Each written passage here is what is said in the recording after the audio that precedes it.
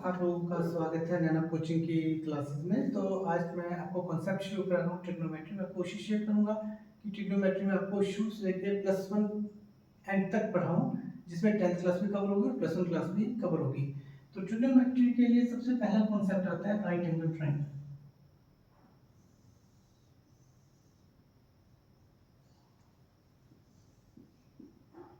पहला कॉन्सेप्ट है आपका राइट एंगल ट्राइंगल। आज के बाद से आप लोग राइट एंगल ट्राइंगल लिखेंगे। राइट एंगल ट्राइंगल की प्रॉपर्टी क्या होती है कि जो 90 एक एंगल इसका 90 डिग्री का होता है और इसके जो ऑपोजिट साइड है वो लॉन्गेस्ट साइड होगी, जिसको आप बोलेंगे हाइपोटेन्यूज। ये सबसे लॉन्गेस्ट साइड है। जो आपका हाइपोटेन्यूज है वो हमेशा बेस से भी बड़ा होगा और परपेंडिकुलर से भी बड़ा होगा। अब ये बेस या ये बेस, ये परपेंडिकुलर, अब इस चीज का डिसाइड करता है गिवन एंगल थीटा।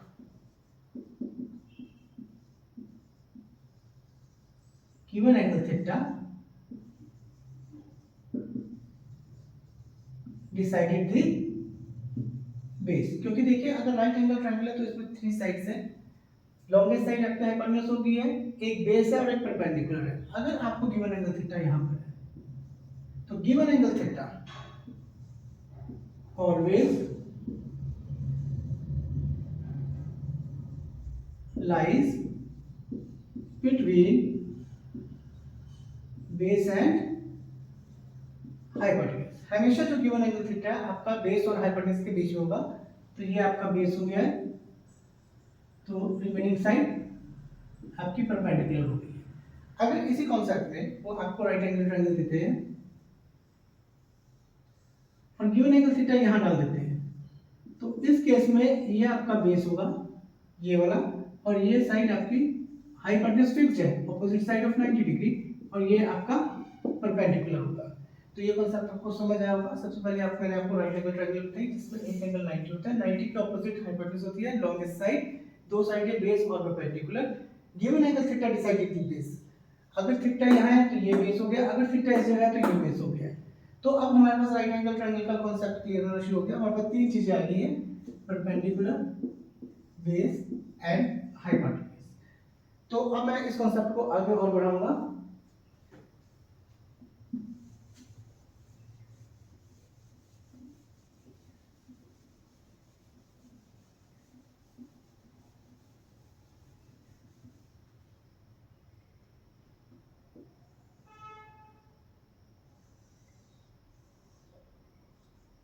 ये h, ये थीटा, ये बेस, ये परपेंडिकुलर। हमारे पास 6 टी रेशियोज हैं।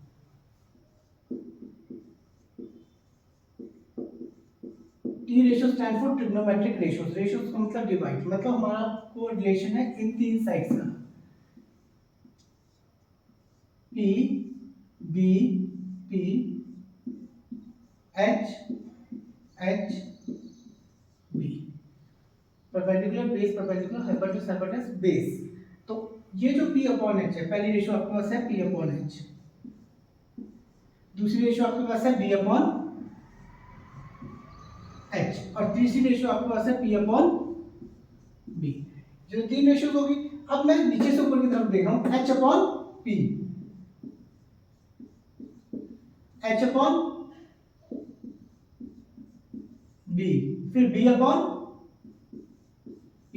देखिए स्टार्टिंग मैंने की P upon H, B upon H, P upon B, फिर मैंने नीचे से पढ़ना शुरू किया H upon P, H upon B, फिर B अपॉन P। तो ये 6 रेशियोज आपके पास आ गई, जिसमें पहली है साइन, दूसरी है कोसाइन, तीसरी है टेंजेंट, साइन का रेसिप्रोकल कोसेकेंट, कॉस का सीकेंट और टैन का कॉट।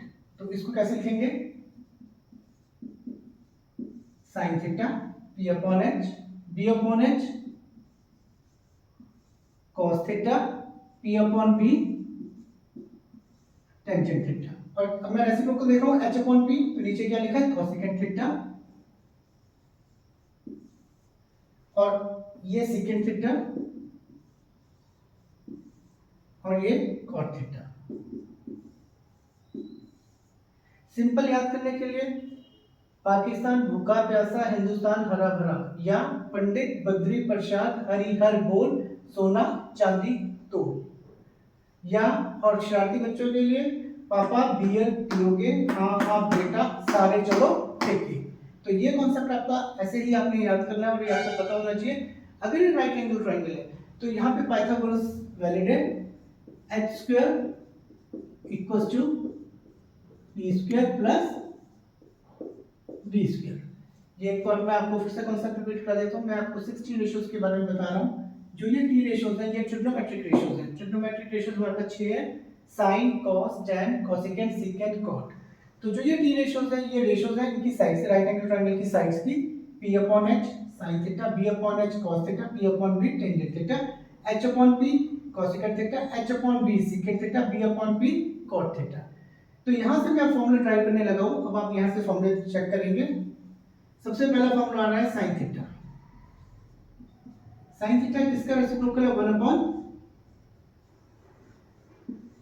कोसेकेंट थीटा, और similarly cosecant theta equals to 1 upon sin theta. मैंने कोसेकेंट थीटा को ऊपर ले गया हूं, sin थीटा को नीचे ले गया हूं। फिर यहां से cos और secant का आ रहा है, cos theta equals to 1 upon secant theta and secant theta equals to 1 upon cos theta. ये चार फॉर्मूले हो गए। अब tan और cot का रिलेशन मैं आपको दे रहा हूं, tangent theta equals to 1 upon cot theta, और यहीं से cot थीटा मैं निकाल रहा हूं, cot theta equals to 1 upon tangent theta. ये देखिए ये आगे है रिलेशन 1 2 3 4 5 6। इनके अलावा एक रिलेशन टेंजेंट और कॉट का होता है विद साइन और कॉस। तो वो रिलेशन है tangent theta equals to sine theta divide by cos theta and cot theta equals to cos theta divide by sine theta. तो ये कॉन्सेप्ट आपको कैसा लगा वीडियो पे कमेंट जरूर करके बताएं।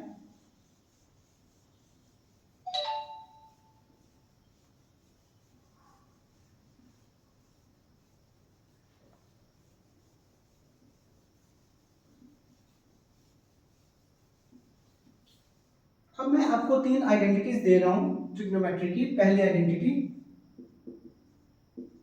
Sign square theta plus cos square theta equals to 1।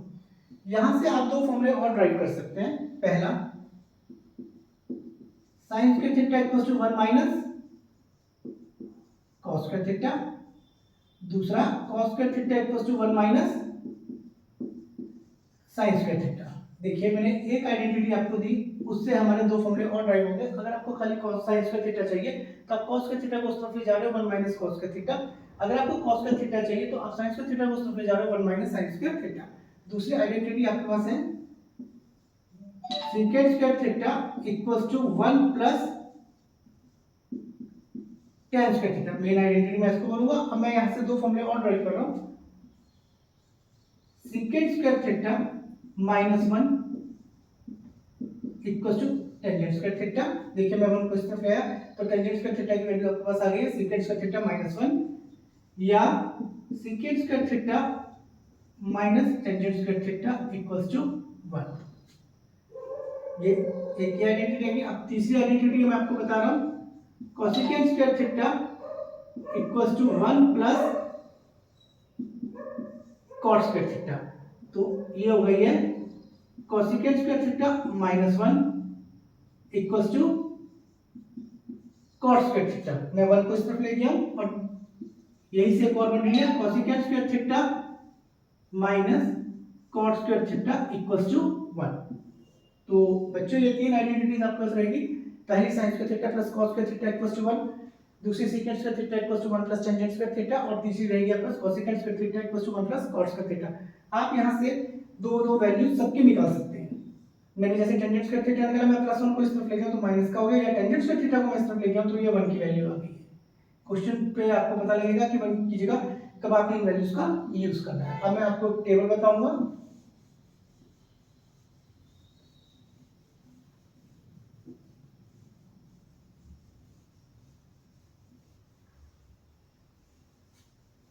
ये एंगल्स का टेबल है, 0 degree, 30 degree, 45 degree, 60 degree, 90 degree. पहली वैल्यू आएगी साइन की, दूसरी कॉस की, फिर टेन की। कोशिश आप ये करेंगे कि आप साइन और टेन की वैल्यूज याद करेंगे। 0, 1/2, 1/√2, √3/2 और 1। 0 मतलब साइन 0 डिग्री की वैल्यू 0 होगी, साइन 30 डिग्री की वैल्यू 1/2 होगी, साइन 45 की 1/√2 होगी, साइन 60 की √3/2 होगी और साइन 90 की 1 होगी। अगर मुझे कॉस की वैल्यूज दिखनी है तो ये कितना लिखा है 1, ये कितना है √3/2, ये कितना आ गया 1/√2। देखिए मैंने सिर्फ साइन की वैल्यू याद करने को बोला है, कॉस की मैं वैल्यू यहां से बना रहा हूं, मैंने यहां से लिखना शुरू कर दिया 1 √3/2, 1/√2, 1/2, 0। तो आपने साइन की वैल्यू याद करनी है, कॉस की बन जाएगी। अब मैं टेन की वैल्यू बोलूं, आपने याद करनी है 0, 1/√3, 1√3 नॉट डिफाइंड। अब जो हमने पढ़ा था वो पढ़ा था PBP/HHB, यहां साइन था और यहां कोसेकेंट था। तो cosecant is the reciprocal of sine, तो इसका मतलब मैं अब यहां से साइन की वैल्यूज की हेल्प से कोसेकेंट की वैल्यू निकाल सकता हूं। रेसिप्रोकल मैथ में रेसिप्रोकल का मतलब है 1/, तो अगर मुझे इसका रेसिप्रोकल करना है तो 1/0 होगा, और 1/0 क्या होता है इनफिनिटी। तो कोसेकेंट 0 डिग्री की वैल्यू क्या है इनफिनिटी। जब मैं इसका रेसिप्रोकल करूंगा तो 2 ऊपर चला जाएगा, 1/√2 का रेसिप्रोकल करूंगा √2, इसका रेसिप्रोकल करूंगा 2/√3 और 1 का रेसिप्रोकल 1। ये देखिए साइन की वैल्यू याद करने से मेरे को कोसेकेंट की वैल्यू आराम से मिल गई है, मैंने उसका रेसिप्रोकल किया वैल्यूज का।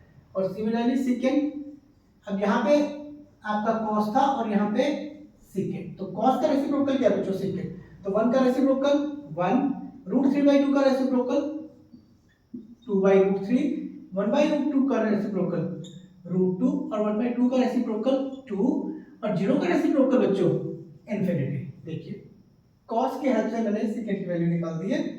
नेक्स्ट कॉन्सेप्ट में हमारा रहेगा कॉट की वैल्यू। कॉट टेंजेंट का रेसिप्रोकल है तो 1/0, फिर से इनफिनिटी रेसिप्रोकल √3 का, 1 का रेसिप्रोकल 1 और √3 का रेसिप्रोकल 1/√3 और इनफिनिटी।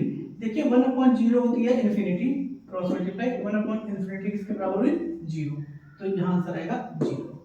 तो ये टेबल है जिसमें आपको साइन और कॉस की वैल्यूज को अच्छे ढंग से, साइन और टेन की वैल्यूज को अच्छे ढंग से याद करना है, और मैंने आपको टेबल बनाना यहाँ पे सिखा दिया है।